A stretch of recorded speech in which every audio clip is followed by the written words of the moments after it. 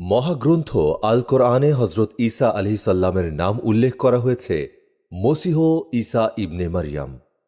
পুরো কোরআনের মোট ১৫টি সূরার ৯৮টি আয়াতে হজরত ঈসা আলাইহিসসালাম সম্পর্কিত আলোচনা এসেছে। হজরত ঈসা আলাইহিসসালামের নামটাই বিভিন্ন প্রসঙ্গে ২৫ বার উল্লেখ হয়েছে। ইরশাদ হচ্ছে, যখন ফেরেশতাগণ বলেছিল, হে মারিয়াম, আল্লাহ তোমাকে নিজের এক কালিমার সুসংবাদ দিচ্ছেন, যার নাম হবে মসিহ ঈসা ইবনে মারিয়াম। সূরা আলে ইমরান আয়াত ৪৫। এছাড়াও বিভিন্ন নামে ভূষিত করা হয়েছে হজরত ঈসা আলাইহিসসালামকে। কোথাও তাঁকে কালিমাতুম মিনহু অর্থাৎ আল্লাহর কালিমা বলা হয়েছে, আবার কোথাও তাঁকে বলা হয়েছে রুহুম মিনহু, আল্লাহর রুহ। ইরশাদ হচ্ছে, মারিয়ামের পুত্র ঈসা মসীহ তো আল্লাহর রসুল মাত্র এবং আল্লাহর এক কালিমা ছিলেন, যা তিনি মারিয়ামের কাছে পাঠিয়েছিলেন, আর ছিলেন এক রূহ, যা তাঁরই পক্ষ হতে সৃষ্টি হয়েছিল।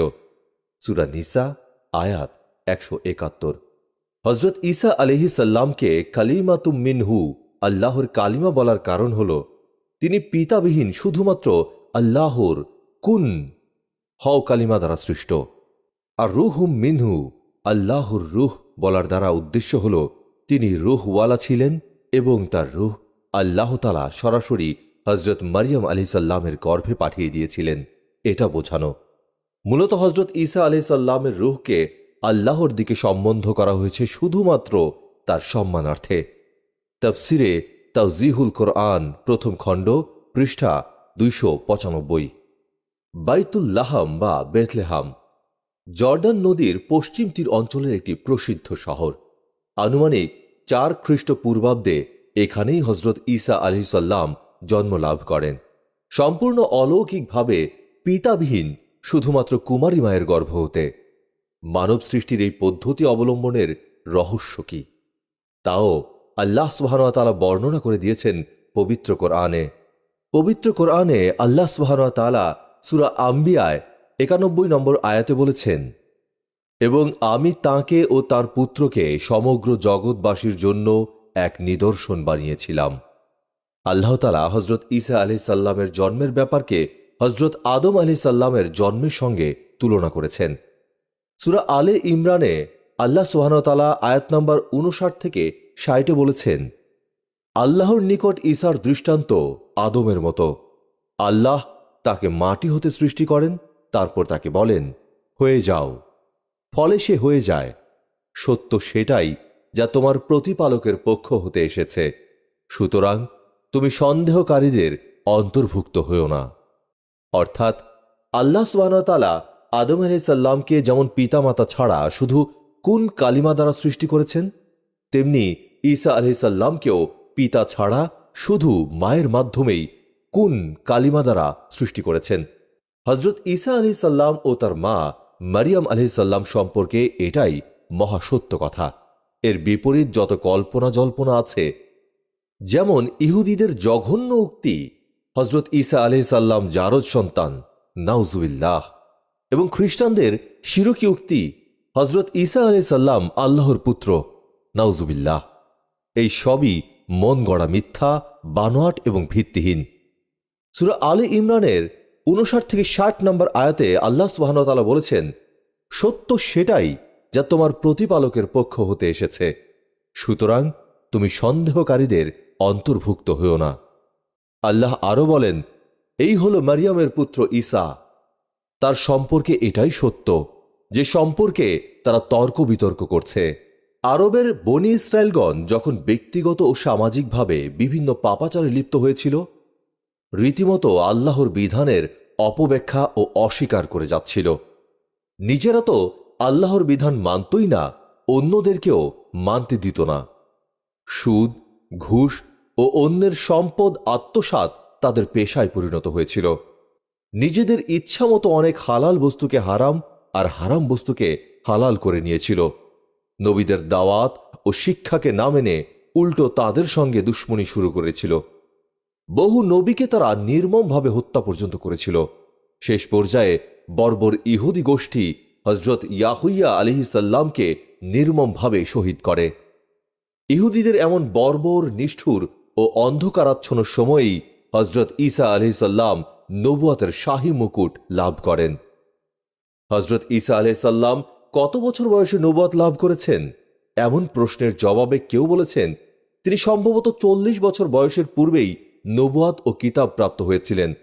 কেননা বিভিন্ন রেওয়াতের দ্বারা প্রমাণিত হয়েছে আকাশে তুলে নেওয়ার সময় হজরত ঈসা আলাইহিসসাল্লামের বয়স 30 থেকে 35-এর মধ্যে ছিল। তিনি যৌবনে আকাশে উত্তোলিত হয়েছিলেন আর পৌঢ় বয়সে পুনরায় দুনিয়াতে আগমন করবেন এবং তাওহীদের বাণী প্রচার করবেন।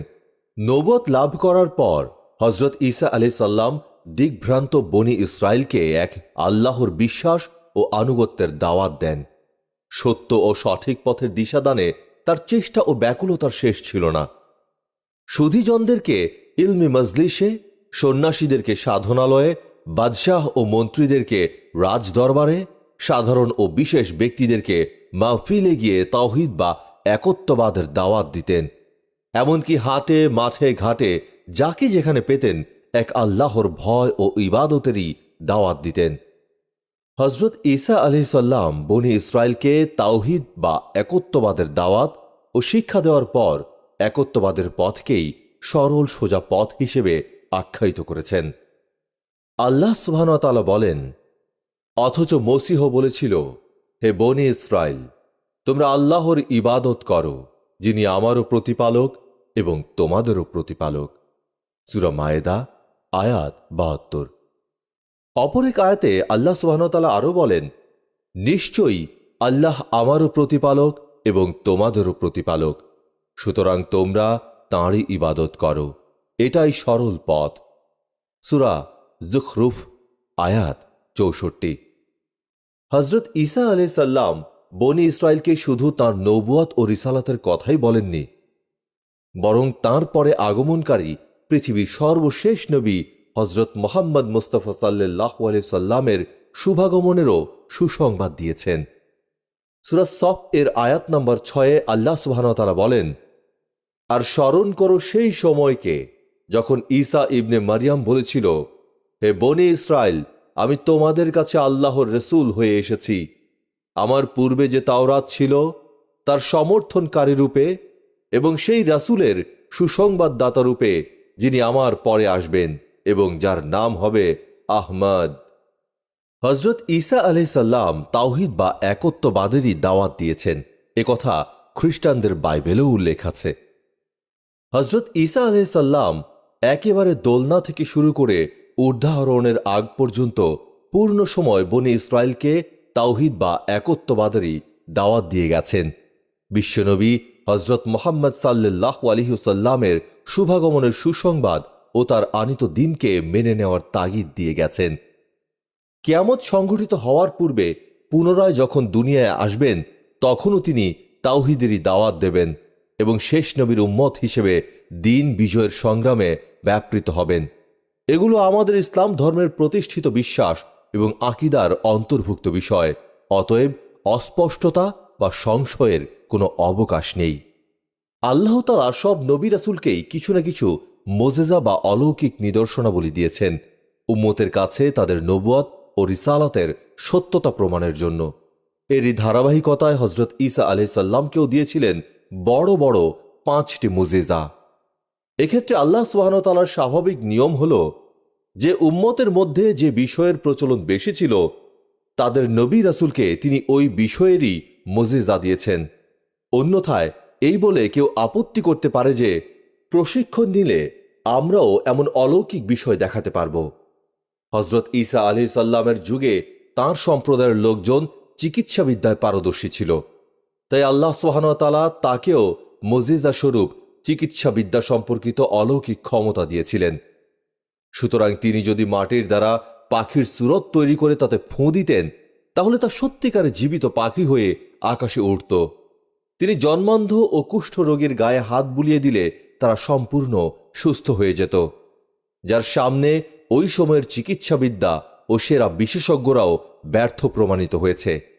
তিনি যদি কোনো মৃত ব্যক্তিকে লক্ষ্য করে বলতেন, কুম্বি ইজনিল্লাহ বা আল্লাহর হুকুমে দাঁড়িয়ে যাও, সঙ্গে সঙ্গে মৃত ব্যক্তি জীবিত হয়ে দাঁড়িয়ে যেত। যেখানে সমস্ত ডাক্তার বিদ্যা অক্ষম। তিনি বলে দিতে পারতেন বনি ইসরায়েল ঘরে কি খেয়েছে এবং কি জমিয়ে রেখেছে। হজরত ঈসা আলাইহিস সালাম এই সবই করতেন একমাত্র আল্লাহ সুবহানাহু ওয়া তাআলার হুকুমে ও শক্তিতে। নিজস্ব শক্তি, বুদ্ধি কিংবা বাহ্যিক কোনো উপকরণের সাহায্যে নয়। আমাদের পবিত্র গ্রন্থ আল কোরআন হজরত ঈসা আলাইহিস সালামের মুজিজা স্বরূপ এই অলৌকিক নিদর্শনাবলীকে সংরক্ষণ করেছে অত্যন্ত সযত্নে। আল্লাহ তাআলা বলেন, আর আমি তোমাদের কাছে তোমাদের প্রতিপালকের পক্ষ হতে নিদর্শন নিয়ে এসেছি। আমি তোমাদের সামনে কাদা দ্বারা এক পাখির আকৃতি তৈরি করব, তারপর তাতে ফুঁ দেব, ফলে তা আল্লাহর হুকুমে পাখি হয়ে যাবে, এবং আমি আল্লাহর হুকুমে জন্মান্ধ ও কুষ্ঠ রোগীকে নিরাময় করে দেব। মৃতদেরকে জীবিত করব আল্লাহর হুকুমে, এবং তোমরা নিজ গৃহে যা খাও কিংবা মজুদ করো তা সব তোমাদেরকে জানিয়ে দেব। তোমরা মুমিন হয়ে থাকলে এসব বিষয়ের মধ্যে তোমাদের জন্য নিদর্শন রয়েছে। সূরা আল ইমরান আয়াত ৪৯। খ্রিস্ট ধর্মাবলম্বীদের বিশ্বাস হচ্ছে হজরত ঈসা আলাইহিস সালাম সরাসরি আল্লাহ অথবা আল্লাহর পুত্র ছিলেন। নাউজুবিল্লাহ। তারা এও বিশ্বাস করে যে হজরত ঈসা আলাইহিস সালাম উপাসনা পাওয়ার উপযুক্ত। অথচ আল্লাহর মনোনীত একমাত্র ধর্ম ইসলামের সুস্পষ্ট বক্তব্য হচ্ছে হজরত ঈসা আলাইহিস সালাম আল্লাহ তাআলার একজন মনোনীত বান্দা ছিলেন, বনী ইসরায়েলের সর্বশেষ নবী ও রাসূল ছিলেন। প্রসিদ্ধ আসমানি 4 কিতাবের একটি ইনজিল শরীফ তাঁর ওপর অবতীর্ণ হয়েছে। হজরত ঈসা আলাইহিস সালাম নিজেই এসবের সাক্ষ্য দিয়ে গেছেন। পবিত্র কোরআনে ইরশাদ হয়েছে, নিশ্চয়ই আমি হলাম আল্লাহর বান্দা, তিনি আমাকে কিতাব দিয়েছেন এবং নবী বানিয়েছেন। সূরা মারিয়াম আয়াত 30। আল্লাহ তাআলা নিজেও হজরত ঈসা আলাইহিস সালামকে একজন রাসূল হিসেবেই আখ্যায়িত করেছেন। তাঁর ও তার মায়ের মানবীয় গুণের বর্ণনা দিয়েছেন।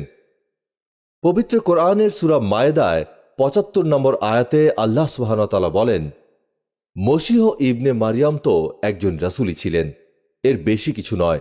তার পূর্বেও বহু রাসূল গত হয়েছে। তার মা ছিল সিদ্দিকী, তারা উভয়ে খাবার খেত। দেখো, আমি তাদের সামনে নিদর্শনাবলী কেমন সুস্পষ্টভাবে বর্ণনা করছি। তারপর এটাও দেখো যে যারা অবিশ্বাসী তাদেরকে উল্টো মুখে কোথায় নিয়ে যাওয়া হচ্ছে। খ্রিস্টানরা মনে করে হজরত ঈসা আলাইহিস সালামকে আল্লাহর বান্দা বলা তাকে অবজ্ঞা করার শামিল। অথচ হজরত ঈসা আলাইহিস সালাম সবসময় নিজেকে আল্লাহর বান্দা পরিচয় দিতেই স্বাচ্ছন্দ্য বোধ করতেন, কখনো লজ্জা বোধ করতেন না। আল্লাহ স্বয়ং জানাচ্ছেন, মসীহ কখনো আল্লাহর বান্দা হওয়াকে লজ্জার বিষয় মনে করে না, এবং ঘনিষ্ঠ ফেরেশতাগণও এতে লজ্জা বোধ করে না।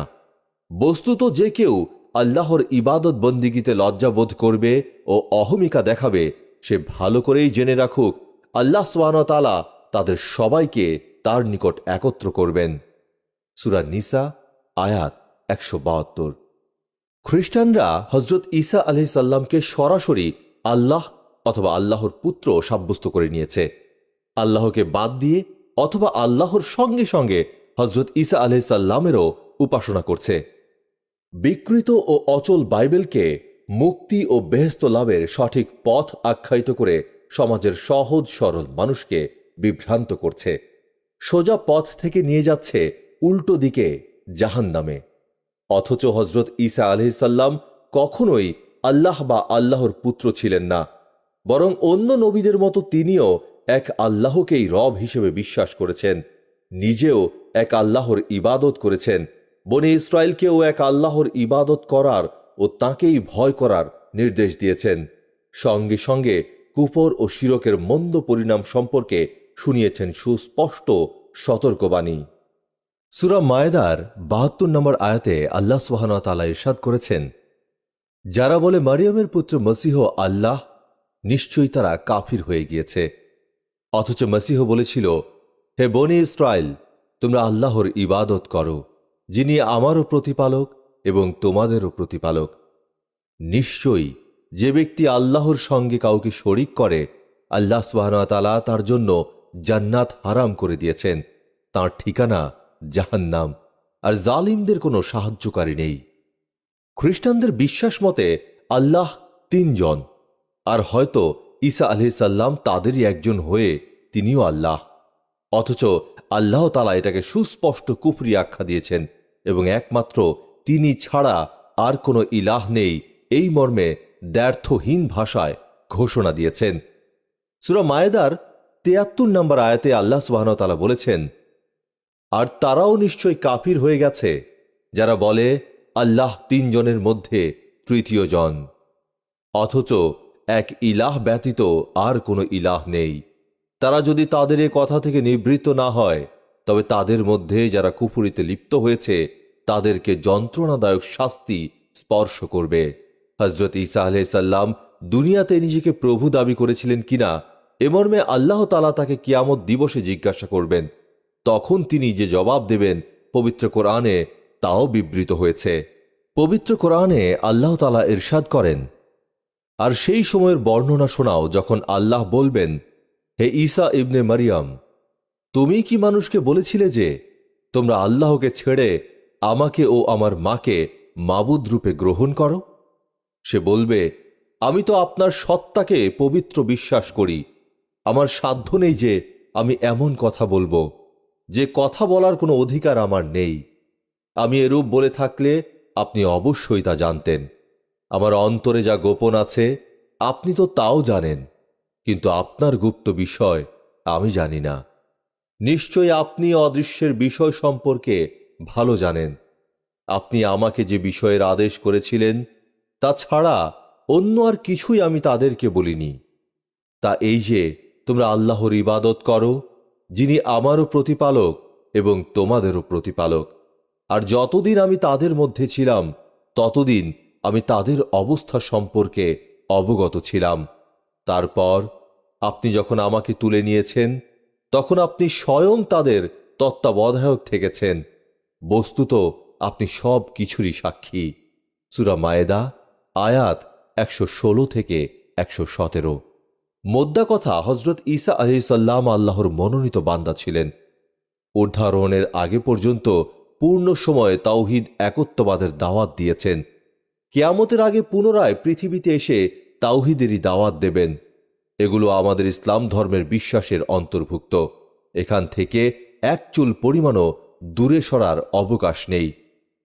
আজ যারা অপপ্রচার করে বেড়ায় হযরত ঈসা আলাইহিস সালাম সরাসরি আল্লাহ ছিলেন অথবা আল্লাহর পুত্র ছিলেন, কিংবা তিনি তিন আল্লাহর একজন ছিলেন, তিনি উপাসনা পাওয়ার উপযুক্ত, খ্রিস্ট ধর্ম ও বাইবেলের আশ্রয়ে মুক্তি পাওয়া যাবে, তারা আসলে ধোঁকাবাজ ছাড়া আর কেউ নয়। তারা ধোঁকা দিচ্ছে নিজেদেরকে এবং সহজ সরল প্রাণ উম্মাহকে। তাদের এসব গর্হিত কথাবার্তা সম্পূর্ণ অযৌক্তিক ও ভিত্তিহীন এবং সাপের পা দেখা যাওয়ার মতো অসম্ভব। আল্লাহ আমাদের সবাইকে এগুলো শ্রবণ ও গ্রহণ করা থেকে রক্ষা করুন, আমিন। হযরত ঈসা আলাইহিস সালামের মুখে তাওহীদের বাণী শুনে এবং তার মুজিজাসমূহ দেখে কিছু লোক দাওয়াত কবুল করে নিলেও সমাজের অধিকাংশ লোক, বিশেষত ইহুদি নেতৃস্থানীয় ব্যক্তিবর্গ তার দাওয়াত থেকে মুখ ফিরিয়ে নেয়। তারা হযরত ঈসা আলাইহিস সালামের দাওয়াত কবুল করার পরিবর্তে উল্টো তার বিরুদ্ধে নানা ধরনের চক্রান্ত ও ষড়যন্ত্র শুরু করে। কখনো ঈসা আলাইহিস সালামকে জড়িয়ে, কখনো তার সম্মানিতা মা হযরত মারিয়াম আলাইহিস সালামকে জড়িয়ে ঘৃণ্য অপবাদ আরোপ করে। এত কিছুর পরও হযরত ঈসা আলাইহিস সালাম মন খারাপ করে থেমে যাননি, বরং তাওহীদের দাওয়াত দিয়েই যেতে থাকেন। বিভিন্ন গ্রামে গিয়ে আল্লাহ তাআলার মধুর বাণী শোনাতেন, হৃদয়গ্রাহী বয়ান, মজবুত দলিল ও উত্তম চরিত্র মাধুরী দিয়ে তাদেরকে সত্য দিন গ্রহণের প্রতি উদ্বুদ্ধ করতেন। এক পর্যায়ে আল্লাহ তাআলার খুব দয়া ও অনুগ্রহ হয়। তিনি সেই খোদাদ্রোহী ইহুদি জাতির মধ্য হতে কিছু পুত পবিত্র লোককে নির্বাচন করে ঈমান আনয়নের জন্য প্রেরণা দান করেন। ফলে তারা একনিষ্ঠভাবে হযরত ঈসা আলাইহিস সালামের দাওয়াতকে কবুল করে। শুধু তাই না, তাদের মধ্যে কিছু লোক তো তাওহীদের বাণী প্রচার ও প্রতিষ্ঠার জন্য নিজেদের জান মাল সবকিছুই উৎসর্গ করেছিল। তারা একসময় হযরত ঈসা আলাইহিস সালামের সুহবতেই থাকত এবং তাওহীদের বাণী প্রচার করে বেড়াত। পবিত্র কোরআনের সূরা মায়েদার 111 নম্বর আয়াতে আল্লাহ সুবহানাহু ওয়া তাআলা বলেন, স্মরণ করো সেই সময়ের কথা যখন আমি হাওয়ারীদেরকে প্রেরণা দেই যে তোমরা আমার প্রতি ও আমার রাসূলের প্রতি ঈমান আনো। তখন তারা বলল, আমরা ঈমান আনলাম এবং আপনি সাক্ষী থাকুন যে আমরা অনুগত হয়ে গেছি। সূরা মায়েদায় হাওয়ারীদের সম্পর্কে বলা হয়েছে। আসলে হাওয়ারী কারা? হাওয়ারী শব্দের আবিধানিক অর্থ হল ধবধবে সাদা হওয়া বা শুভ্র হওয়া, সাহায্যকারী হওয়া। পারিভাষিক অর্থে মূলত হজরত ঈসা আলাইহিস সালামের খাঁটি অনুসারী, ভক্ত ও সাহায্যকারী ব্যক্তিদেরকে হাওয়ারী বলা হয়। কিন্তু তাদের এই নামে ভূষিত হওয়ার রহস্য কি? কেউ কেউ বলেন তাদের অন্তর ছিল পরিষ্কার, ধবধবে সাদা এবং আল্লাহর ভয় ও ভালোবাসা দ্বারা পরিপূর্ণ, তাই তাদেরকে হাওয়ারী নামে আখ্যায়িত করা হয়। কেউ বলেন তারা সবাই ধোপা ছিলেন, কাপড় ধৌত করতেন এবং ধবধবে সাদা বানিয়ে ফেলতেন। তাছাড়া নিজেরাও সব সময় সাদা কাপড় পরিধান করতেন, তাই তাদেরকে হাওয়ারী বলা হয়। আবার কেউ বলেন তারা সব সময় হজরত ঈসা আলাইহিস সালামকে সহযোগিতা করতেন, তাই তাদেরকে হাওয়ারী খেতাবে ভূষিত করা হয়। হাওয়ারী শব্দটি কখনো কখনো শুধু সাহায্যকারী বা আন্তরিক বন্ধু অর্থেও ব্যবহৃত হয়। যেমন একবার রাসূল পাক সাল্লাল্লাহু আলাইহি সাল্লাম হযরত জুবাইর রাদিয়াল্লাহু তাআলা আনহুকে লক্ষ্য করে বলেন, সে হচ্ছে আমার ফুফাতো ভাই এবং আমার উম্মতের মধ্য হতে আমার বিশেষ হাওয়ারী বা সহযোগী। মুসনাদে আহমদ। কোন কোন মুসাফির উল্লেখ করেন হাওয়ারীদের সংখ্যা ছিল মাত্র 12 জন। আবার কোথাও পাওয়া যায় সংখ্যায় তারা 13 জন বা 17 জন। এই হাওয়ারীগণ হজরত ঈসা আলাইহিস সালামের দাওয়াতে স্বতঃস্ফূর্ত সাড়া দিয়ে নিজেদেরকে সবসময় দ্বীনের কাজে নিয়োজিত রাখেন এবং হজরত ঈসা আলাইহিস সালামের পাশে থেকে দ্বীনের কাজে তাকে সব রকম সহযোগিতা করেন। দ্বীনি কাজে সফলতার জন্য সর্বোচ্চ চেষ্টা ও সংগ্রামে নিজেদের সময় ব্যয় করেন। শুধু তাই নয়, আজীবন তারা হজরত ঈসা আলাইহিস সালামকে দ্বীনি কাজে সহযোগিতা ও সুরক্ষা দেওয়ার দৃঢ় প্রত্যয় ব্যক্ত করেন। হজরত ঈসা আলাইহিস সালাম বনি ইসরায়েলের দুর্ভাগা সমাজ নেতাদের কঠোর বিরোধিতা ও দুশমনী সত্ত্বেও সর্বশক্তিমান আল্লাহর প্রতি অতুলনীয় বিশ্বাসের শক্তিতে ও নিষ্ঠাবান হাওয়ারীগণের পৃষ্ঠপোষকতায় নিজেদেরকে তাওহীদের দাওয়াত ও বাণী প্রচারের কাজে সদা নিয়োজিত রাখেন, যার ফলে একদিকে যেমন হজরত ঈসা আলাইহিস সালামের প্রতি বিশ্বাসী অনুসারীদের সংখ্যা বাড়তে থাকে, অপরদিকে তেমনি তার অবিশ্বাসী সমাজ নেতাদের হিংস্রতাও বাড়তে থাকে। তারা অত্যাচারের সম্ভাব্য সকল পথ অবলম্বন করে। তাদের নানাবিধ অত্যাচারের কারণে হজরত ঈসা আলাইহিস সালাম নিজ শহরে স্থির হয়ে বসবাস করতে পারতেন না। তার সম্মানিতা মা মারিয়াম আলাইহিস সালামকে সঙ্গে নিয়ে বিভিন্ন শহরে ঘুরে বেড়াতেন এবং সেখানকার মানুষকেও তাওহীদেরই দাওয়াত দিতেন। যখন ইহুদিদের জুলুম নিপীড়নের সব প্রচেষ্টাই ব্যর্থ হয়ে গেল এবং কোনোভাবেই তারা হজরত ঈসা আলাইহিস সালামকে তাওহীদের দাওয়াত থেকে নিবৃত্ত করতে পারল না, তখন সর্বশেষ কৌশল হিসেবে দামেস্কের নক্ষত্র পূজারী বাদশার নিকট তারা হজরত ঈসা আলাইহিস সালামের বিরুদ্ধে এক ঢালে মিথ্যা অভিযোগ পেশ করে। তারা বলল, বাদশাহ মহোদয়, বাইতুল মুকাদ্দাস এলাকায় এক লোক খুব ফিতনা ছড়াচ্ছে, মানুষের মধ্যে কলহ বিবাদ সৃষ্টি করছে, জনগণকে আপনার বিরুদ্ধে উস্কে দিচ্ছে। বাদশাহ মহোদয়, অনতিবিলম্বে আপনি তাকে গ্রেফতার করুন।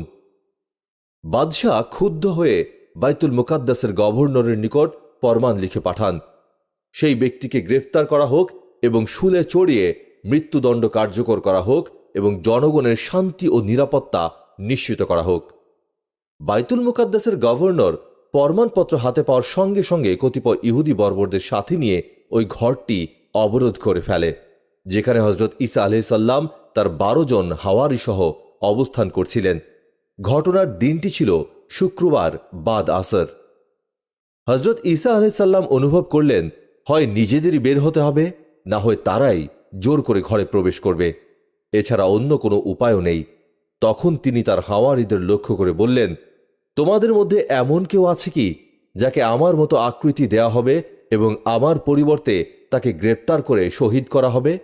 বিনিময়ে সে আমার সঙ্গে বেহেশতে থাকবে। হজরত ঈসা আলাইহিস সালামের কথা শুনে একজন সদ্য যুবক দাঁড়িয়ে বলল, আমি এতে সম্মত আছি। হজরত ঈসা আলাইহিসসালাম দ্বিতীয় ও তৃতীয়বার অনুরূপ প্রশ্ন করার পর ওই একই যুবক দাঁড়িয়ে তার ইচ্ছা ও সম্মতি প্রকাশ করে। তার আবেগ দেখে হজরত ঈসা আলাইহিসসালাম তাকেই মনোনীত করলেন। অতঃপর মুহূর্তের মধ্যে আল্লাহ সুবহানাহু ওয়া তাআলা সেই যুবককে হজরত ঈসা আলাইহিসসালামের আকৃতিতে রূপান্তর করে দেন। ইতোমধ্যে ঘরের ছাদ ফেটে রাস্তা প্রকাশিত হয় এবং হজরত ঈসা আলাইহিসসালামের মধ্যে তন্দ্রাভাব ছেয়ে যায়। আর ওই অবস্থায় আল্লাহ সুবহানাহু ওয়া তাআলা তাকে দুনিয়ার ঘর থেকে আসমানে উঠিয়ে নেন। পবিত্র কোরআনে আল্লাহ সুবহানাহু ওয়া তাআলা আলে ইমরানের 154 থেকে 55 নম্বর আয়াতে ইরশাদ করেন, আর কাফিরগণ গুপ্ত কৌশল অবলম্বন করল এবং আল্লাহ গায়বী কৌশল করলেন। বস্তুত আল্লাহ সর্বাপেক্ষা শ্রেষ্ঠ কৌশলী। যখন আল্লাহ বলেছিলেন, হে ঈসা, আমি তোমাকে ফেরত নিয়ে নেব, তোমাকে নিজের কাছে তুলে নেব এবং যারা কুফরি অবলম্বন করেছে তাদের থেকে তোমাকে মুক্ত করব। হজরত ঈসা আলাইহিসসালামকে আল্লাহ সুবহানাহু ওয়া তাআলা আকাশে উঠিয়ে নেওয়ার পর হাওয়ারিগণ ঘর থেকে বের হন। ইহুদিরা হজরত ঈসা আলাইহিসসালামের আকৃতি সদৃশ্য যুবককে গ্রেপ্তার করে নিয়ে যায় এবং রাতারাতি তাকে শুলে চড়িয়ে শহীদ করে। মৃত্যুদণ্ড কার্যকর করার পর ইহুদিদের আনন্দ উল্লাসের আর সীমা রইল না। এই ভেবে তারা আনন্দে আত্মহারা যে তারা অনেক চেষ্টার পরে হলেও হজরত ঈসা আলাইহিসসালামকে ক্রুশবিদ্ধ করে হত্যা করতে সক্ষম হয়েছে, অথচ প্রকৃত অবস্থা সম্পূর্ণ ভিন্ন। তারা হজরত ঈসা আলাইহিসসালামকে হত্যা করতে পারেনি, তারা হত্যা করেছে হজরত ঈসা আলাইহিসসালামেরই আকৃতি সদৃশ্য এক নিবেদিত প্রাণ যুবককে। হজরত ঈসা আলাইহিসসালামকে আল্লাহ সুবহানাহু ওয়া তাআলা কুদরতিভাবে আসমানে উঠিয়ে নিয়েছিলেন। এটা ইহুদিরা জানত না, এটা শুধু তারাই জানতেন যারা ঘেরাওয়ের সময় হজরত ঈসা আলাইহিসসালামের সঙ্গে ঘরের ভেতরে ছিলেন। আফসোসের ব্যাপার হচ্ছে, ইহুদিদের সঙ্গে তাল মিলিয়ে সাধারণ খ্রিস্টানরাও আজ বিশ্বাস করে নিয়েছে যে হজরত ঈসা আলাইহিসসালাম ইহুদিদের হাতে ক্রুশবিদ্ধ হয়ে সমস্ত বনি আদমের জন্মগত পাপের কাফফারা স্বরূপ নিহত হয়েছেন। অথচ এটা হজরত ঈসা আলাইহিসসালামের শানে জঘন্য মিথ্যাচারিতা এবং সম্পূর্ণ অনুমান নির্ভর একটি কথা। এই বিষয়ে তাদের না আছে কোনো প্রমাণ এবং না আছে নিশ্চিত জ্ঞানের কোনো মজবুত ভিত্তি। আল্লাহ সুবহানাহু ওয়া তাআলা পবিত্র কোরআনের সূরা নিসার 157 থেকে 158 নম্বর আয়াতে দ্ব্যর্থহীনভাবে ঘোষণা দিয়েছেন, তারা তাকে হত্যাও করেনি এবং শুলেও চড়াতে পারেনি, কিন্তু তাদের নিকট ঘোলাটে করে দেয়া হয়েছিল। প্রকৃতপক্ষে যারা এই সম্পর্কে মতভেদ করেছে তারা এই বিষয়ে সংশয়ে নিপতিত। এই বিষয়ে অনুমানের অনুসরণ ছাড়া তাদের প্রকৃত কোনো জ্ঞানও ছিল না। সত্য কথা হচ্ছে, তারা ঈসা আলাইহিসসালামকে হত্যা করতে পারেনি। আমাদের ইসলাম ধর্মের বিশ্বাস অনুযায়ী হজরত ঈসা আলাইহিসসালাম কিয়ামতের পূর্বে পুনরায় দুনিয়াতে অবতরণ করবেন এবং বিশ্বনবী হজরত মুহাম্মদ মুস্তাফা সাল্লাল্লাহু আলাইহি সাল্লামের উম্মত হয়ে তাঁরই আনিত শরীয়ত অনুসারে জীবন যাপন করবেন, চিহ্নিত কাফির দাজ্জালকে হত্যা করবেন এবং হজরত ইমাম মাহদী রহমতুল্লাহ আলাইহির নেতৃত্বে বিশ্বময় ইসলামের ন্যায় বিচার প্রতিষ্ঠা করবেন। কাফিরদের বিরুদ্ধে যুদ্ধ পরিচালনা করে ইসলামের জয় ও শান্তি প্রতিষ্ঠা করবেন। তার সময়ে গোটা পৃথিবীতে মানুষের মাঝে কোনো শত্রুতা, হিংসা, বিদ্বেষ থাকবে না। জমিনের উৎপাদিত ফসল ও গবাদি পশুর মধ্যে সীমাহীন বরকত প্রকাশিত হবে। মানুষের অর্থ সম্পদ প্রচুর পরিমাণে বৃদ্ধি পাবে, এমনকি তা নেওয়ার মতো কোনো লোক থাকবে না। হজরত ঈসা আলাইহিসসালাম যখন ইহুদিদের দ্বারা অবরুদ্ধ, তখনই আল্লাহ সুবহানাহু ওয়া তাআলা তাঁকে কিয়ামতের পূর্বে পুনরায় দুনিয়াতে পাঠাবেন বলে ভবিষ্যৎবাণী করেছেন। সাথে আরও কয়েকটি বিষয়ে প্রতিশ্রুতিও দিয়েছিলেন। পবিত্র কোরআনে সূরা আলে ইমরানের 54 থেকে 55 নম্বর আয়াতে আল্লাহ সুবহানাহু ওয়া তাআলা বলেন, আর তারা ষড়যন্ত্র করল, আর আল্লাহ পরিকল্পনা করলেন, আর আল্লাহই তো শ্রেষ্ঠ পরিকল্পনাকারী। যখন আল্লাহ বললেন, হে ঈসা, আমি তোমার কাল পূর্ণ করতে এবং তোমাকে আমার কাছে তুলে নিতে যাচ্ছি, আর যারা অবিশ্বাস করেছে আমি তাদের থেকে তোমাকে পবিত্র করব এবং তোমার অনুসারীদেরকে কিয়ামত পর্যন্ত অবিশ্বাসীদের ওপরে রাখব। তারপর তোমরা আমার কাছে ফিরবে। তখন যে বিষয়ে তোমাদের মতভেদ ঘটেছে আমি তার মীমাংসা করে দেব। উল্লেখিত আয়াতে ফেরত নিয়ে নেব এ কথার ব্যাখ্যায় রইসুল মুফাসসিরিন হজরত আবদুল্লাহ ইবনে আব্বাস রাদিয়াল্লাহু তাআলা আনহু বলেন, এখানে মূলত আল্লাহ তাআলা বুঝিয়েছেন, হে ঈসা, আমি আপনাকে আসমানে উঠিয়ে নেব এবং শেষ জামানায় আপনাকে স্বাভাবিক মৃত্যু দান করব। মহাগ্রন্থ আল কোরআনের বক্তব্য অনুযায়ী পৃথিবীর সমস্ত ইহুদি খ্রিস্টান হজরত ঈসা আলাইহিস সালামের মৃত্যুর পূর্বে তাঁর প্রতি তার প্রকৃত অবস্থা অনুযায়ী ঈমান আনবে। পবিত্র কোরআনের সূরা নিসার 159 নম্বর আয়াতে আল্লাহ সুবহানাহু ওয়া তাআলা ইরশাদ করেছেন, কিতাবীদের মধ্যে এমন কেউই নেই যে ঈসার মৃত্যুর পূর্বে তাঁর প্রতি ঈমান আনবে না, আর কিয়ামতের দিন তিনি তাদের বিরুদ্ধে সাক্ষী হবেন। হজরত ঈসা আলাইহিস সালাম যদি মৃত্যুবরণ করে থাকেন এবং পুনরায় পৃথিবীতে আর আগমন না করেন, তাহলে উল্লেখিত আয়াতের দাবি সত্য প্রমাণিত হবে কিভাবে? শুধু তাই নয়, আল্লাহ সুবহানাহু ওয়া তাআলা পৃথিবীতে হজরত ঈসা আলাইহিস সালামের পুনরায় অবতরণ করাকে কিয়ামতের একটি আলামত সাব্যস্ত করেছেন। অতএব কিয়ামত সংঘটিত হবে এটা যেমন নিশ্চিত সত্য, কিয়ামতের পূর্বে পৃথিবীতে হজরত ঈসা আলাইহিস সালামের পুনরায় অবতরণও নিশ্চিত সত্য। পবিত্র কোরআনের সূরা যুখরুফের 61 নম্বর আয়াতে আল্লাহ সুবহানাহু ওয়া তাআলা ইরশাদ করেছেন, নিশ্চয়ই সে কিয়ামতের এক আলামত এবং তোমরা সে বিষয়ে সন্দেহ পোষণ করো না এবং আমার অনুসরণ করো, এটাই সরল পথ। হজরত ঈসা আলাইহিস সালামের পুনরায় পৃথিবীতে অবতরণ সম্পর্কে আমাদের নবী হজরত মুহাম্মদ সাল্লাল্লাহু আলাইহি সাল্লামও বিশদ বর্ণনা দিয়ে গেছেন। এই সম্পর্কে বহু হাদিস রয়েছে। হজরত আবু হুরায়রা রাদিয়াল্লাহু তাআলা আনহু থেকে বর্ণিত, রাসূল পাক সাল্লাল্লাহু আলাইহি সাল্লাম বলেন, আমার ও ঈসা আলাইহিস সালামের মাঝে আর কোনো নবী আগমন করেননি। অবশ্যই তিনি দুনিয়ায় পুনরায় অবতরণ করবেন। তোমরা যখন তাকে দেখবে তখন খুব সহজেই তাকে চিনতে পারবে। তিনি মধ্যম গড়নের হবেন এবং তার গায়ের রং হবে উজ্জ্বল। তিনি হালকা হলুদ রঙের জোড়া কাপড় পরিহিত থাকবেন। মনে হবে তার চুল থেকে পানি ঝরছে, অথচ পানি তাকে স্পর্শই করেনি। তিনি ইসলামের পক্ষে কাফেরদের বিরুদ্ধে জিহাদ পরিচালনা করবেন, খ্রিস্টানদের ক্রুশ ভেঙে ফেলবেন এবং শূকর হত্যা করবেন। তিনি জিজিয়া কর পদ্ধতি রহিত করবেন। তার সময় আল্লাহ তাআলা ইসলাম ব্যতীত সব ধর্ম বিলীন করে দেবেন। আর ঈসা আলাইহিস সালাম দাজ্জালকে ধ্বংস করবেন। অতঃপর তার স্বাভাবিক মৃত্যু বা ওফাত হবে। মুসলিমরা তার জানাজার নামাজ সম্পন্ন করে রাসূল পাক সাল্লাল্লাহু আলাইহি সাল্লামের রওজার পাশে তাকে দাফন করবেন। হজরত ঈসা আলাইহিস সালাম পুনরায় জমিনে অবতরণের পর জমিনের ফলে, ফসলে ও সম্পদে প্রচুর পরিমাণে বরকত প্রকাশিত হবে। রাসূল সাল্লাল্লাহু আলাইহি সাল্লাম বলেন, ঈসা আলাইহিস সালামের সময় জমিনকে বলা হবে, তোমার সব ফলকে উৎপন্ন করো এবং বরকত ফিরিয়ে দাও।